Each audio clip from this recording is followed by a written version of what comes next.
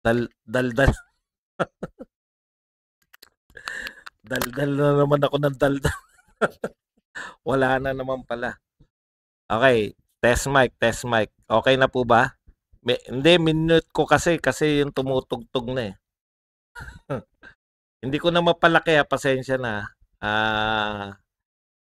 Bago tayo magpaalam. Okay na ba? Test mic, mic test. Mic test. Hanggang ngayon wala pa rin. Wala na audio. Akong po pa. No audio? Meron eh. Test mic, mic test. Okay. Ako po, nagpapasalamat po ako kay Pidea Morales, Pidea Agent. Hindi ko alam kung ano tawag sa kanila eh. Pidea Agent Morales. Sa napakatapang niya po, no? Sa simula pa lang, parang gusto na talagang siraan, no? Yung si Agent Morales.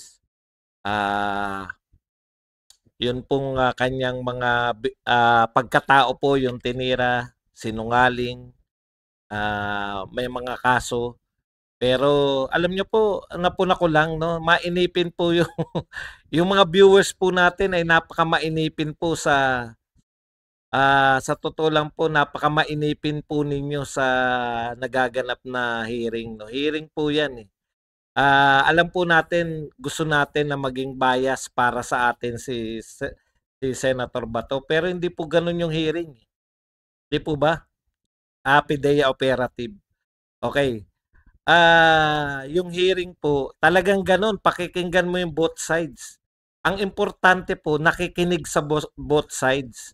Nakikita na po natin si Idol Raffy Tulfo kung paano po mag-hearing, di ba? Siya lang yung gustong mapakinggan. Alam niyo po yun, yung eto po, natutuwa po ako kay Senator Bato kasi talagang lahat po ng mga gustong sabihin ni Morales, totoo naman po na nasabi niya, hindi po ba? Tapos siya rin po yung nag-guide dun sa gusto natin. Kasi yun pa yung unang-una pa lang yun na yung gusto niyo mapunto eh. Mag-focus dun sa may papeles, di ba? Eh yun naman po talaga yung papunta si Senator Bato. In fact, si Senator Bato lang po yung nakapag-point out na hindi AI yan dahil merong Xerox ng pinagmulan ng butas. 'Di ba? Simple po 'yun pero hindi po 'yun maiisip ng hindi investigador na katulad po natin, no? Kaya isa pa pong bakit dapat natin ma-appreciate si Senator Bato. Para lang po magkaroon kasi ang dami po nakahang eh. Hinahang po natin yung sarili natin na parang unfair. Ako na unfairan ako kasi fair lang po siya eh. Talagang ganun, hindi po pwedeng magpakita siya na awayin niya yung hindi naman po Rapi Tulfo ang pangalan niya eh. Yung mga investigador po talaga, yung nag-iimbestiga po talagang senador, dapat ganun talaga. Hindi mo ipapakita sa Pilipinas, hindi lang naman po tayo eh. Hindi lang naman po anti-Marcos yung mga tao sa Pilipinas o pro Duterte lang, no? Senador po siya ng buong bayan. Pero nakita nyo naman po, dahil kung gustong magsalita ni Morales, nagsasalita po siya. Ang dami po napalabas na katotohanan. Una po natin napalabas. Ito po i-sum up lang po natin. Ang una po natin napalabas po doon, no? Ay si Morales po ay hindi nagsisinungaling. Ikalawa, yung dokumento pong hawak ni Morales, hindi pala niya hawak, yung dokumento na napunta kay Maharlika, yung nilabas ni Maharlika na dokumento ay authentic.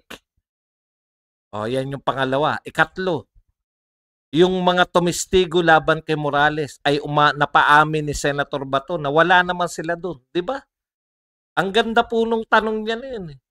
Ano yung silbi ng inyong paggawa ng pag-testify kung wala naman kayo doon? Parang sinasabi, dinideny nyo na may naganap, wala naman kayo doon. sa opisina nung naganap yun. Pwede mong i-deny yun kung katabi ko lang to eh. Katabi ko po si Morales nun, nung panahon na yun. Oh, yun po yun eh. Yun po, na-expose po yan lahat ngayon.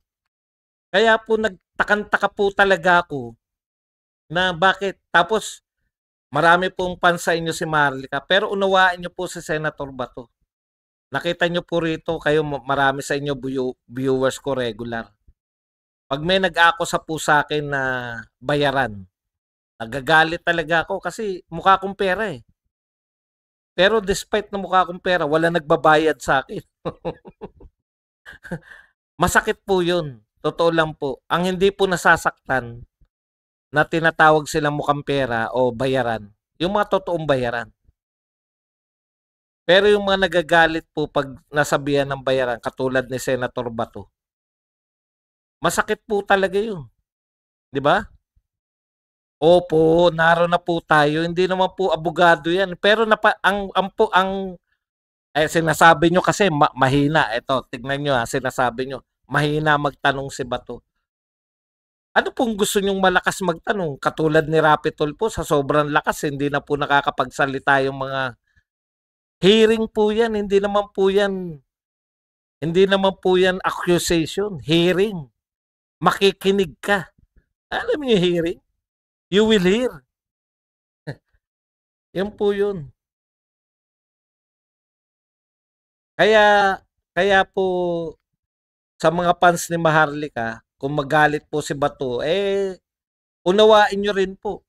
Kasi, at ang pinaka-importante po sa lahat, minimenos nyo po si Bato. Pwede niya nga pong hindi imbestigahan yan.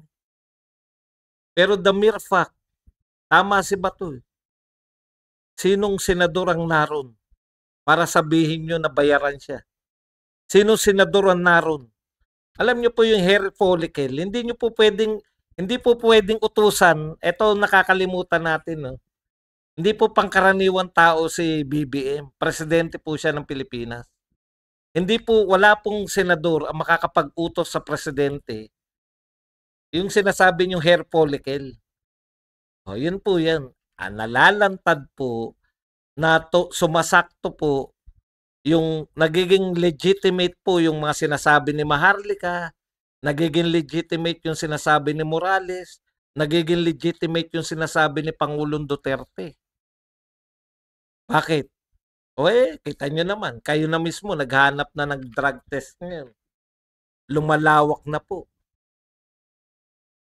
Tama naman po eh.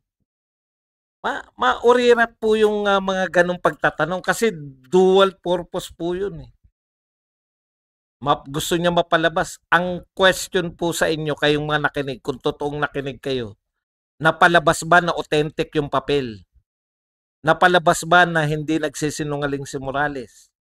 Napalabas ba na ang nagsisinungaling yung iba? 'Di ba?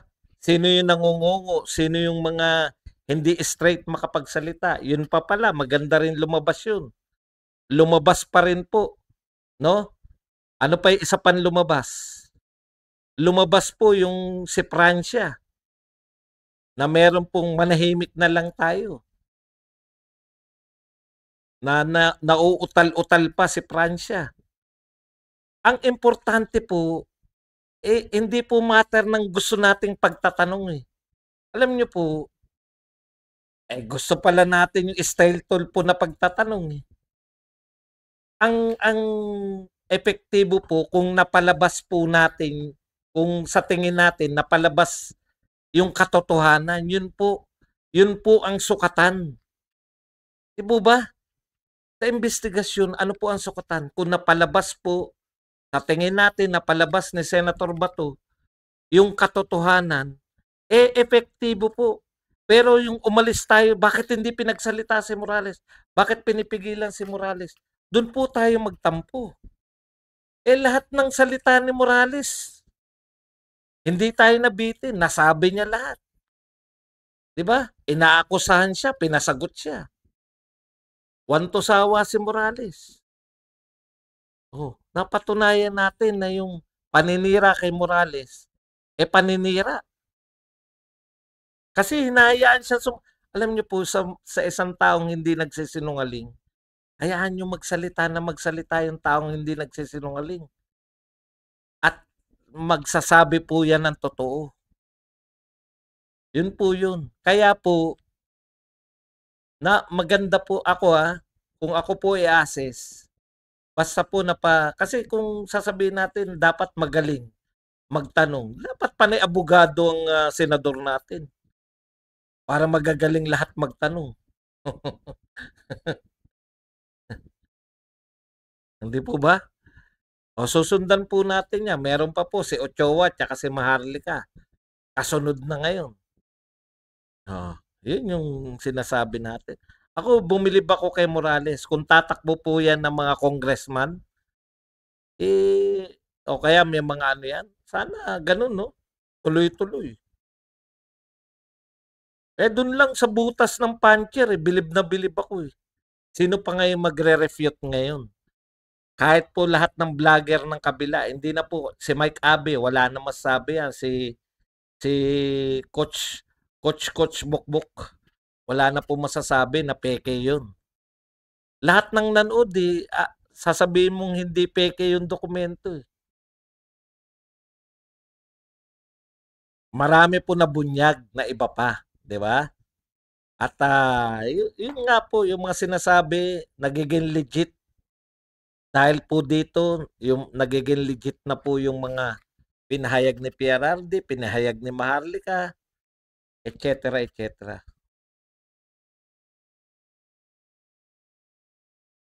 Yung pong drug test, hindi, next, ano po yun, di ba? Next. Yun nga po, alam nyo po, kung may kasama lang siya na marunong-runong, kala ko nga si Senator Tolentino naroon. Magaling-galing na konti yun sa batas dahil abogado yun. Hindi po, alam nyo po, yan yung problema natin. No? Akala natin all-powerful po yung Senate at saka Congress. Hindi po nila po pwede basta-basta imbestigahan yung mga presidente. Ayun naman oh. Presidente po yan si PRRD. Hindi po yan pwedeng sana imbitahin. Hindi po. Sobra naman kayo. Hindi. May paggalang po yan. Hindi po pwedeng basta-basta yan iniimbitahan. Hindi po nila kalibel yan. Okay. So, iano po natin, baka meron pa. Ginalit nyo si Bato na nasoplak tuloy kayo ng top notcher ako as investigator. Kita nyo po, ganun po talaga. Talagang kinakailangan lumabas eh. Di ba? Ako rin, pagka ginalit nyo, sabihin ko rin na meron akong 13 doctorate.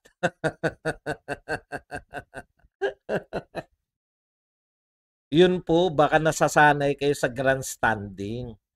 Yun yung hinahanap nyo kay Bato. Basta ang importante po, yung kagustuhan, sa totoo lang, magtapatan tayo. Ano ba gusto nyo bago magsimula yung hearing? Bakit kayo gustong-gusto nyo na napukusan na yung papel? Ang gusto nyo lang talaga, mapatunayan na authentic yung papel. Napatunayan ba o hindi? Napatunayan. Ayun naman. No? Kaya nga hinahanap na sino yung nag-leak eh.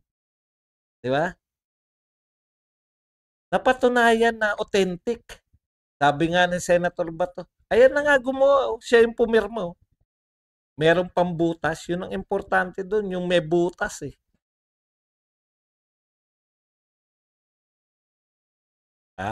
Yan po mahirap, Angela. Kung nabayaran si Bato, simple lang po yan. Kung sa tingin nyo nabayaran si Bato, hindi siya magkukondak ng ano na yan. Senador ako eh. Sinabi lang ni Maharlika, imbit ako magkukondak kung nabayaran po siya. The mere fact na siya lang mag-isa, dapat iniisip nyo rin yun, no? Nabayaran na pala ako eh. Bakit pa ako magkukondak? Or kaya, di ba? Ang tapang-tapang nung una. Tapos biglang hindi na matapang. Parang may alam tayong ganyan, di ba? Ayun po yun. Cheboy, thank you very much sa 10.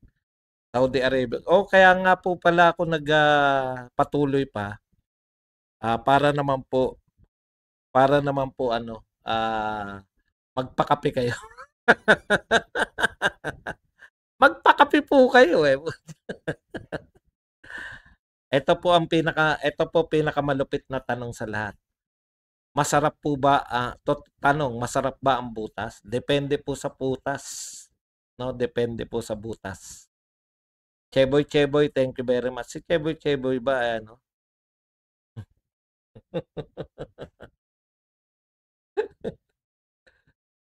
Mag-conduct, pressured na sila sa demand ng tao kung walang demand yun. Ay, wala po. Nako, maniwala kayo. Hindi po yan automatic. Wag mo namang yan, no? Asa na yan? Yung sinasabi na pressured. Tagal na natin pinipressure yung follicle, eh. Hindi po yan sa pressured. Talagang sa katapangan din ni Senator Bato. Kayo naman, no? Let us give credit where credit is due. 'Di ba? Binibigyan natin ng credit si Maharlika dahil totoo yung dokumento niya. Bigyan din naman natin ng credit si Senator Bato. Huwag po tayong maging hater, no? Yun po yun, eh. Give credit where credit is due. Hindi po dapat nating isipin na di ano pala, dahil yan sa pressure kaya siya bumigay kaya niya inimbestigahan. Bakit ang tagal na pong pinipressure yung drug test? Si Pangulong Duterte pa nga nagsabi na may pressure, eh, na magpa-drug test. Bakit hindi po nagpapa-drug test? Hindi po yan. Let us give credit where credit is due. Kaya po to napatunayan natin na authentic kasi nga nagkaroon po ng investigation. Isa lang nga ang senador, eh, na naroon, eh, di po ba? Tanong-tanong lang at magpakape, ha. Pwede po kayong magpakape. Kahit 3 oras na tayo. Treat nyo na lang to na nagsisimula pa lang tayo. Sana nga, di lang drama sa... Ikaw naman lang Pilipinas, oh. Ito lang po, napaka-practical, ha. Ito po si Bato, tao po yan ni Pangulong Duterte. Hindi nyo po iboboto si Bato. Di tao po ng kalaban yung papasok. Very practical lang po. Si Robin nga, binoto ko kahit alam kong hindi niya kaya mag-perform katulad ng mga performance ng ibang senador. Kasi tao siya ni Duterte. Kinakailangan natin ng mga boto. Pag nagbotohan, kinakailangan maging atin yung Senado.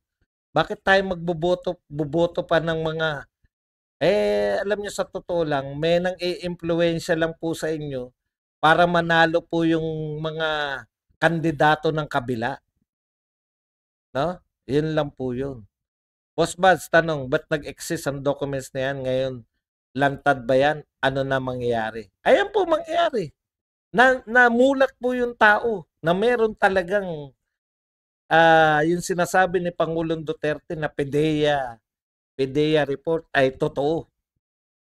Pinaghinalaan na tuloy ngayon yung ating na yung naging legit kasi parang sinasabi na sinisiraan lang ni Pangulong Duterte yung kasalukuyang Pangulo, eh. Nagiging legit na po yung mga panawagan ni Pangulong Duterte, ng mga panawagan po ng lahat ng tao. Yun po yun. Drug Hole Executive Session prior to actual Senate hearing. Hindi po. Nag-Senate hearing po sila kanina. Nirequest po nila ang dahilan po ng gustong malaman ng mga senador. Kaya lang nakakontra po nakasampa na kasi ng kaso yun yung paliwanag nila. Kaya executive session kasi baka yung kaso nagsampa na sila ng kaso may kinalaman doon sa drug hole na yun. Yun po paliwanag. Pero actually, napaganda pa nga, eh. Bakit? Di ba yun yung angal natin kanina? Tsaka na yan, unahin na tong PDEA leaks. Ang ganda nga ng pag-handle ni Senator Bato, nakapagsalitaan lahat. Napalabas ang dapat mapatunayan. Kita mong may pinag-aralan ng pag-handle ng hearing. Nasanay lang tayo sa grandstanding. Correctionist. Namulat pero di naman yan mapatalsik. Alam niyo po, kung masusunod lang po ang mga kagustuhan natin, 'di po ba? 'Di masaya lang. Alam niyo po parang ganito 'yan, eh, parang, ang sarap po ako, bilang lalaki, napakasarap po na yung mga niligawan ko pong babae mas nagmarka po sa'kin yung mga nahirapan po ako. Yung yung tipong kinindatan ko pa lang bumigay na. Putya, ang bilis lang din ng, hanggang pagkatapos lang parang gano'n din po 'yun, eh, 'di ba? Mas masarap po yung paglaban natin na pinaghirapan. Pinasasarap lang po yung laban. Hindi po yung kada may ano, bakit hindi pa rin pala mapapatalsik 'yan. Talagang gano'n po. Kaya nga alam niyo yung pinakamasarap na laban yung talagang pumukpok ka, yung talagang talagang, nagsumikap ka, yun po yun, eh. Yun yung mga masasarap na laban. Thank you very much kay Gregory. Mukhang gumagana na ang funding ng USA na nagkakawalaan na ng mga senador. 'Wag na iboto yung mga walang concern sa tama. Yan ang sinabi ni Gregory. Bicol Oragon, thank you very much sa ₱250 na pangkape. Yan, Victor Oragon. Imbitahan si PRRD, may alam yun. Hindi po pwedeng basta-basta iniimbitahan yung mga presidente sa mga hearing. Yung para testigo lang po siya, hindi po yung ini-impeach nga hindi mo basta-basta maiimbitahan. Eh. Alam niyo po, ano po yan, mga presidente po yan ng Pilipinas. Hindi naman siya akusado. Yung basta ba imbitahan. Imbitahan, yan. San si Ontiveros. Sino dapat ang nandyan sa Senado para malaman ang concern? Yung mga miyembro po. Yung mga miyembro po ng yan. Alam ko, miyembro niyan si Tulpo eh. Okay na, may sounds na. Kindatan si Sir Bato at si Lasso. Bicol Oragon, thank you. Pag sinabi ni PRRD si Bato, boboto ko yan. Sinabi na po. Kung hindi pa po nyo na nalaman, apat na po yung inendorso ni Pangulong Duterte. Si Bato, si Tolentino, si Bongo, at saka po si Philip Salvador. Hindi po useless yan, Ma'am Nancy. Namulat po tayo, nakita po natin yung katotohanan. Eh. Kung hindi po nag-hearing, bubutatain lang tayo ng sangkatutak na mga vlogger. Ang dami pong vlogger na eh, 'di ba? Kung saan-saan eh. Maski po yung mga hindi taga-politics, bumibira na eh. Sasabihin lang, gawa-gawaan nyo na naman yan. Yan pong AI generated. Hindi po eh. Kaya, yun lang po, masaya na tayo ron. Dismissal or impeachment sa pagka-presidente ng Pilipinas, wala siyang kakayang mamuno. Yan po, marami po nangangarap niyan. Pero, hindi po ganun kadali yan eh. Di po ba? Parang diplomasya muna sa una, parang anak na pinangangaralan muna. Mahaba pa yan. Lilitaw, halata naman yung nagsisinungaling. Tanong, bakit wala si Boy walkout sa Senado? Baka busy. Kumbaga sa boxing, kailangan mabugbog ka muna hanggang tuluyang mabugbog. Gayahin mo si Peter Cayetano, Rafe Tulfo. Binibining Maricel, dapat ipatawag sa hearing. Sana dahil dito, tumino na si Marcos Jr. at tunahin ang mga importanteng issue, hindi ang tiyatya. I salute you, Senator Bato. Magaling kayo magdala ng session. Buti wala si Tulfo. Yun, tunay na bayad ni Lista na Tanas. Yung China, binomba na naman yung barko ng PH Coast Guard, now lang. Kinukundin ako. Ang hina ng mga senador, di katulad ng mga congressman. Magagaling sila. Boss, tanong, kung bakit wala si Boy Vlog Tulpo? Hindi ko po alam eh. Easy to get, sir. Oo, easy to get. Diba? Ako, alam nyo naman, ang dami pong nagdaan sa akin eh. Na magagandang kababaihan. Kaya alam ko na yan pag usapin ng babae. Kasi po nakatambay ako sa daanan. Gugulo ang senatorin pag andon si Idol. Effort, sir, yan. Ang useless diyan, ang binoto natin na walang kwentang presidente kaso gumagana na funding, USA lagot na. Sir Badong, hinahanap ko po kayo dun sa Bustos, Bulacan po, Tamsakdan. Eh, naroon po ako eh. Eh, nainitan na. Init na nga ako. Na nahe-heat stroke nga ako eh. Kumain pa po ako ng tanghalian dun sa may tapat mismo nun. Merong karinderya dun. Yung medyo may tisay na tindera ron. Let's dig deeper. Let's call PRD, Maricel Soriano, Maharlika, BBM, Aimee. So, hindi makakarating kay Maharlika yan if walang taga PIDEA na nagbigay. Sir, galing sa PIDEA yung document. Kaya po, bato walang silbi, no to bato. Bakit walang silbi? Inano ka ba ni Bato? Nakinig ka ba? Yung huling sinabi ni Morales na walang ibang magtatangka ng buhay niya kundi si Marcos daw kasi una nasa docs. Eh sila lang naman Maricel yung binabanggit niya. Goodbye Badong. Next time na lang ulit lobat na ako dahil sa hearing na walang kwenta. Boss Badong, pupunta kaya si Maharlika? Aba kung meron pong, 'di ba ganyan lang naman yung Keke Buloy nagsimula, mga papatawag sa hearing. Eh meron po silang power to, anong tawag doon?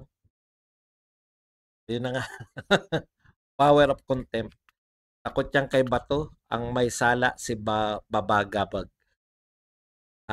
Baka magurgur si Marley. Sir Badong, ano ang gusto ng tao kung legit ba ang papers na bangag bumpers iniba ni Bato? Ah, napatunayan po na legit po yung yung papeles. Madam, napatunayan po namin. Hindi po sila pwede mag-conclude, hearing po 'yun. Hindi po sila korte. Alam niyo yung hearing, ihihir ka lang. O ayan na Maharlika, panahon na niya magsalita. Naka-live si Maharlika now, 19K ang viewers. Kita niyo naman tayo 3 oras na tayo.